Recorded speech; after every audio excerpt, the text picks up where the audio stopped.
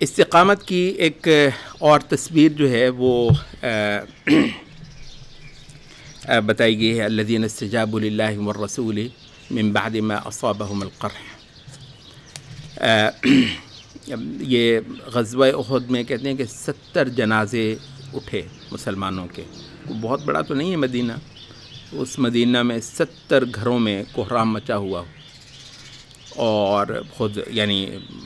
بیت نبوت میں حمزہ رضی اللہ عنہ کی شہادت ہوئی ہو، تاکہ نبی صلی اللہ علیہ وسلم اتنے دلگیر تھے کہ دیکھا کہ انصار جو ہیں وہ گھر گھر میں، کیونکہ ظاہر ہے اپنے اپنے فوت شدہ شہید ہونے والے کے ساتھ، ظاہر ہے اس سے بڑا واقعہ کسی گھر کے لیے کیا ہو سکتا ہے،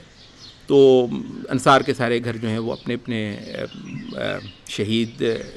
کو رو رہے تھے، اور اس پر جو کوئی گریہ، کوئی افسوس، کوئی دکھ، تو اس کے اندر مگن تھے۔ اور یہ حضرت حمزہ کا کوئی خاندان ایسا نہیں تھا، تو اس وجہ سے نبی صلی اللہ علیہ وسلم اتنے دلگیر ہوئے اور بڑا عجیب لفظ بولے کہ اما حمزہ فلا بواکی لہا، حمزہ پر تو رونے والیاں بھی نہیں۔ تو اس پر کہتے ہیں کہ انصار اور انصار کی عورتوں نے جب یہ سنا تو وہ حمزہ کے رضی اللہ عنہ کے گھر آئیں، اور وہاں پر انہوں نے وہ جو کوئی افسوس اور دکھ کا کوئی محسوس کرنا ہوتا ہے وہ کیفیت وہاں پر ہوئی۔ اتنا زیادہ چور زخموں سے، پورا مدینہ زخموں سے آخری حد تک چور ہے، اور خود رسول اللہ صلی اللہ علیہ وسلم کا جو حال ہے، آپ کو جو زخم آئے ہیں اور چوٹیں آئی ہیں وہ معمولی تو نہیں ہے نبی صلی اللہ علیہ وسلم پر یہ گزر جانا صحابہ کے ہوتے ہوئے۔ کہتے مطلب ہے کہ اس حالت میں یہ جب ابو سفیان وہاں سے چل دیا تو کہتے ہیں اس نے تھوڑے آگے جا کے کہا کہ ایک بہت بڑی غلطی ہوگی، اتنا زیادہ جو مسلمانوں کو زخموں سے چور ہو گئے تھے، تو اس موقع پہ ان کو چھوڑ آنا کہ یہ بعد میں صف بندی کر لیں، اس سے بڑی غلطی نہیں ہے، یہ تو موقع تھا کہ پیس کر رکھ دیا جائے اور اس کہانی کو ہمیشہ کے لیے ختم، ایک ایسا زبردست موقع چھوڑ دیا۔ تو کہتے ہیں کہ وہ اپنی اس غلطی کی تلافی کے لیے اس کا خیال تھا کہ عین اس موقع پر جب مدینے میں یہ حالت ہے، گھر گھر کوہرام مچا ہوا ہے، تو ایک جو ہے وہ ایک طوفانی قسم کا حملہ کر دیا جائے مدینے میں اور یہ قصہ نمٹا دیا جائے۔ تو نبی صلی اللہ علیہ وسلم اس وقت بھی نبی صلی اللہ علیہ وسلم کے جو خبر رساں ہیں وہ پوری طرح اپنی ڈیوٹی دے رہے ہیں، اور بہت جلدی نبی صلی اللہ علیہ وسلم کو پہنچا دی گئی خبر کہ جی یہ معاملہ ہو رہا ہے، اور مدینے پر ایک طوفانی حملے کا ایک پروگرام بن رہا ہے مشرکوں کی طرف سے۔ تو کہتے ہیں رسول اللہ صلی اللہ علیہ وسلم نے یہ سنتے ہی ان کو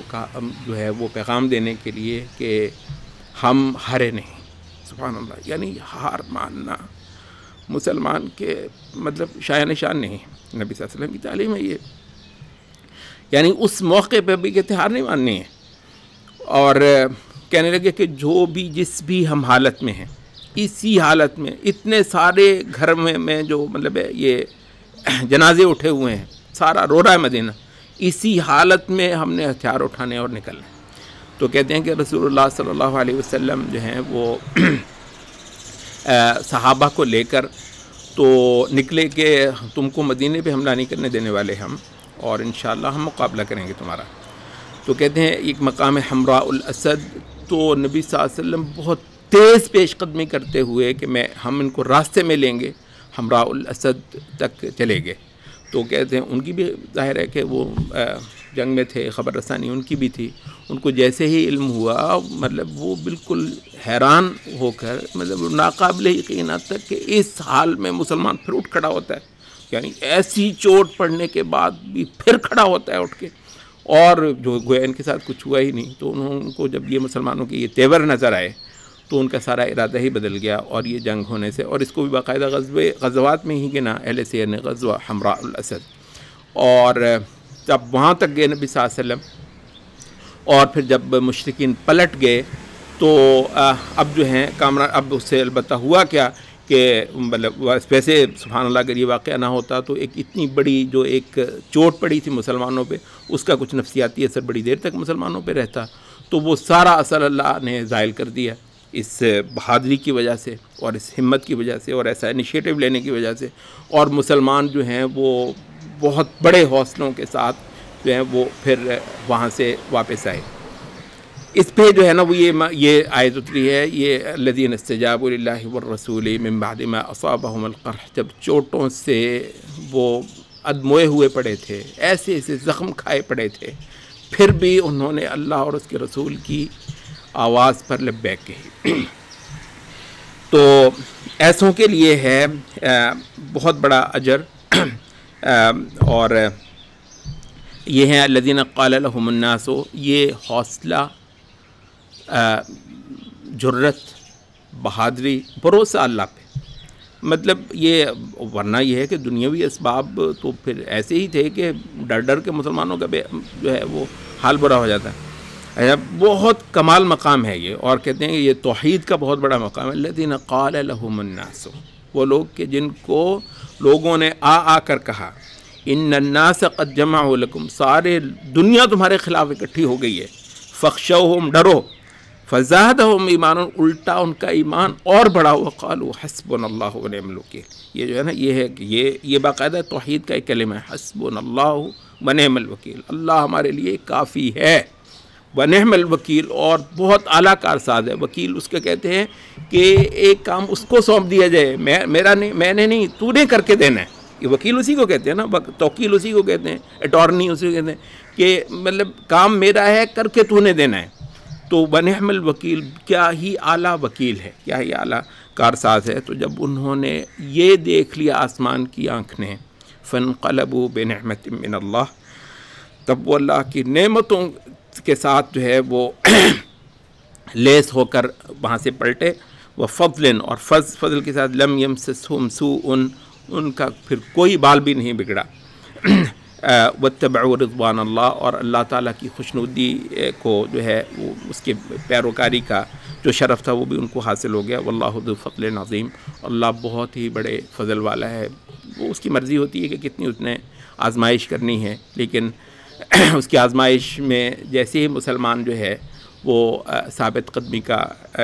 اظہار کرتا ہے تو اللہ کا فضل ہی ہوتا ہے، اور اس کے سوا کچھ نہیں ہوتا ہے جو کہ اس کو نصیب ہو جاتا ہے۔ اس کے بعد پھر یہ توحید کا کہ یہ جو کچھ درس ہیں اسباق، انما ذالکم الشیطان یخوف اولیاء، دیکھو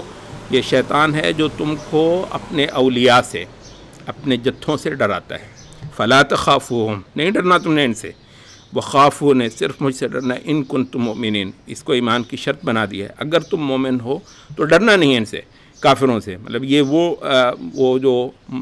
وہ جسے کہتے ہیں نا ما فوق الاسباب والی وہ بات نہیں ہے، وہ الگ ہے کہ ہم نے وہ کسی، یہ جس طرح ڈراتے ہیں کہ جی وہ فلاں جو ہے نا وہ کرنی والا کیا کر دے گا، وہ قبر والا کیا کر دے گا، وہ بت پتہ نہیں ذرا کیا بگاڑ دے گا، ٹھیک ہے، وہ بھی ایک چیز ہے کہ ان کے ہاتھ میں کچھ نہیں ہے، لیکن یہ تو مادی اسباب ہیں، مادی اسباب کی اپنی جگہ پہ ایک حقیقت بھی ہے، اور شریعت نے بھی مادی اسباب کی کوئی ایسی نفی نہیں کی ہے کہ گویا وہ کچھ ہوتے ہی نہیں ہیں، بہت کچھ ہے، پھر بھی ڈرنا نہیں ہے، کیونکہ ڈرنا جو ہے یہ توحید کا اور عقیدے کا ایک مضمون ہے۔ تو فرمایا کہ نہیں ڈرنا ان سے، مجھ سے ڈرنا ہے۔ اور وہی جو کافروں کو کچھ نہ جاننا، یہ سورۃ ہم نے شروع میں بھی کہا تھا کہ سورۃ آل عمران میں اس کا ہے، اور یہاں بھی وَلَا يَحْزُنْكَ الَّذِينَ يُسَارِعُونَ فِي الْكُفْرِ، ہرگز تمہیں کچھ دکھ نہ ہو اس کا، یہ جو کفر کے اندر یہ انہوں نے جو دوڑیں لگا رکھی ہوئی ہیں،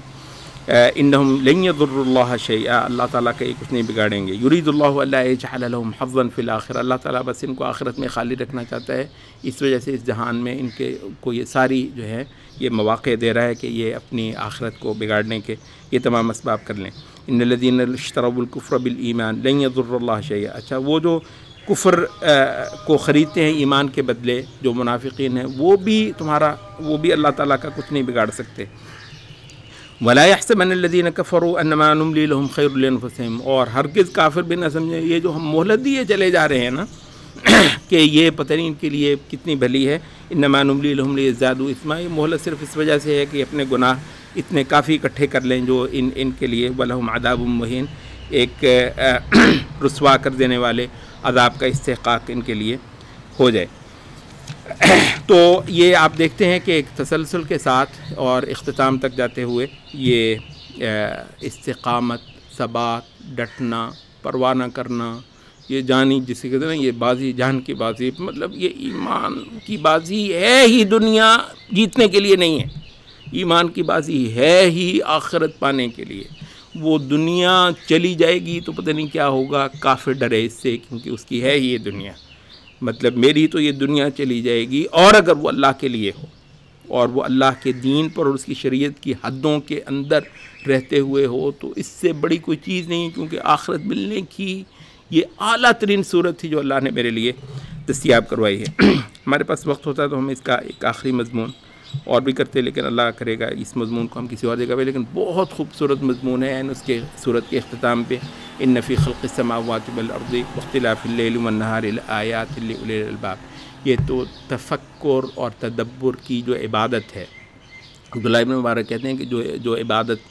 نہایت متروک ہو گئی ہے، سبحان اللہ، وہ اپنے دور میں کہہ رہے ہیں جو نہایت متروک ہو گئی ہے وہ تفکر کی عبادت ہے۔ یہ گہرائی سوچوں میں جانا، اس کائناتی واقعات سے ایمان کے سبق لینا، اور اس کی بنیاد پر پھر اللہ تعالیٰ سے